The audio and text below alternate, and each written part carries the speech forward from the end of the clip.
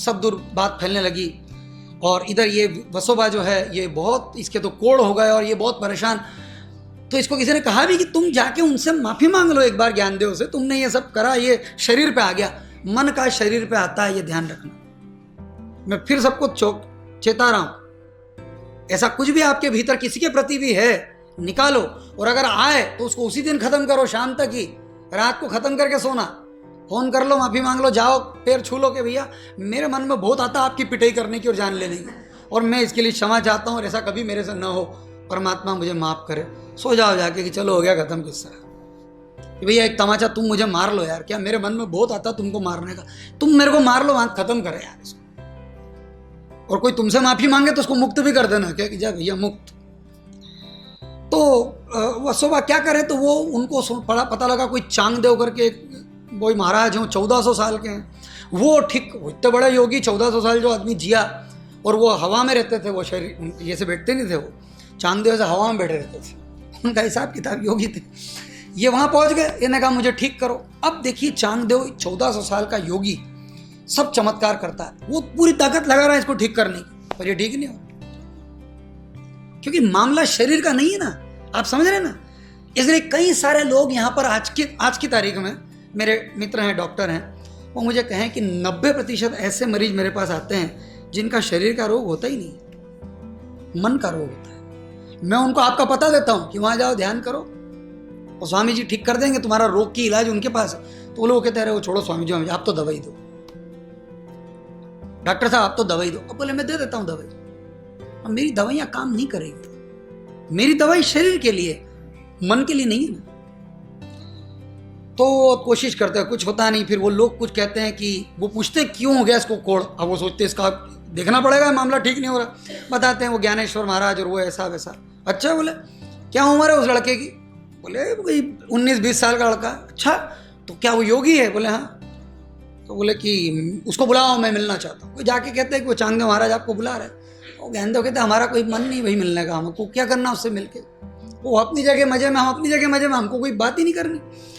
वो चांगदेव कहते वो नहीं आता तो मैं चलता हूँ, उसको इतना गुरूर अपने ज्ञान पे, मैं चलता हूँ। चलने के पहले बोले एक पत्र भेजते हैं।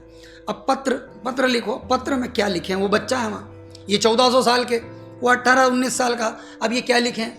आदरणीय नहीं, श्रीमान महायोगी नहीं, मेरे से बड़ा योगी तो कोई है ही नहीं दुनिया, नहीं, बेटा नहीं, बेटा भी कैसे लिखे हैं, वो भी योगी तो है कहीं, तो समझ ही नहीं आता। बोले एक काम करो, तो यही दया कोरा कागज दया, इतनी बड़ी बात है कि मैं उसको पत्र भेज रहा हूँ, बड़ी बात है। वो आदमी जाता है, वो पत्र लेके, बोला हमारे गुरुजी ने आपके लिए पत्र भेजा। अब वो चारों भाई बहन है, वो तो बिल्कुल क्लियर है, वो तो चारों एनलाइटेड है। वो मुक्ता बहुत मजाक उड़ाती है, वो उठाती कागज और कहती है 1400 साल का कोरा ही रह गया, ये 1400 साल में इसको कुछ भी नहीं आया है, कोरा रह गया। भैया बोले 1400 साल में कोरा रह गया, इसको कुछ नहीं आता, ये कोरा कागज भेज देता है, कोरा के कोरा रह गया। वो ज्ञानदेव कहते ऐसा नहीं बोलते किसी के बारे में, वो योगी है, ऐसा नहीं बोलना चाहिए। तो वो कहे कि फिर क्या बोले निवृत्ति कहते बात तो सही कह रही मुक्ता, कोरा तो रह गया। तो निवृत्ति कहते हैं कि ज्ञानदेव तुम कुछ लिख दो ना उसके ऊपर, इसका जवाब भेज दो। तो ज्ञानदेव 64 लाइन का एक पत्र लिखते हैं, उसी 64 लाइन्स, ऐसी लाइनें लिखते हैं। वो सब आती शास्त्रों से ही हैं, शास्त्रोक्त है, वो लिखते हैं। और वो लेटर वहाँ जाता है, वो चांगदेव लेटर पढ़ते तो वो एक लाइन समझ में नहीं आती उनको, सब सर पे से जाती, क्योंकि ये भाषा तो पकड़ में आ रही पर इसका मतलब क्या होता है। वो सब उनके शिष्य कहते गुरुदेव आप तो 1400 साल के योगी हो, आप मतलब नहीं निकाल पा रहे हो। हाँ बोले ये क्या इसने जानकर के ऐसा लिखा कि मेरे समझ ही नहीं पड़े, ये अपमान करना चाहता है मेरा। बोले एक काम करते इसको वहीं जाके सबक सिखाते हैं, निकालो मेरे शेर को। शेर की सवारी करते थे, और शेर पे बैठ गए और सांप उनके गले में और उनकी पूरी टोली, और धमाधम चल रहा।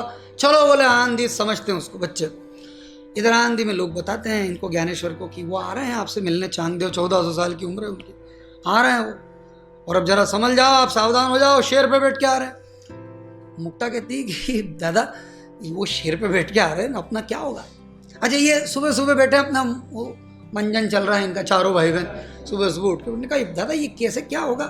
अरे बोले छोड़, बोले अपने को क्या करना। तो वो निवृत्ति कहते नहीं ऐसा नहीं, वो अपने आ रहे तो 1400 साल के योगी हैं, कोई ऐसी थोड़ी बात, अपने को भी उनके दर्शन के लिए चलना चाहिए। तो मुक्ता कहती है कि अरे वो तो शेर पे बैठ के आया, अपने पास तो कुछ भी नहीं, हमने कैसे जाएंगे।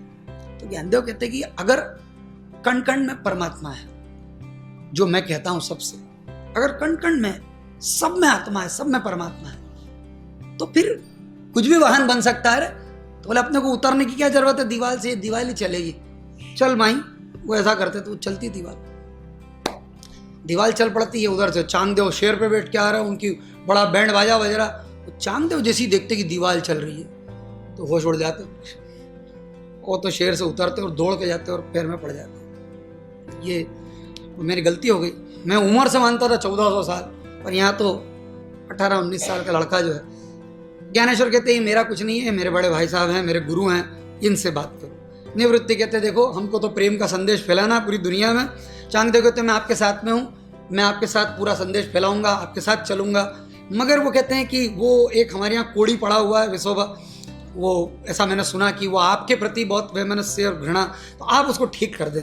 तो ज्ञानदेव कहते हैं कि जैसे ही उसका पश्चाताप पूरा होगा, जब उसको ये बात पूरी समझ में आ जाएगी कि वो गलत है और वो बेकार ही घृणा से भरा है, वो अपने से ठीक हो जाएगा।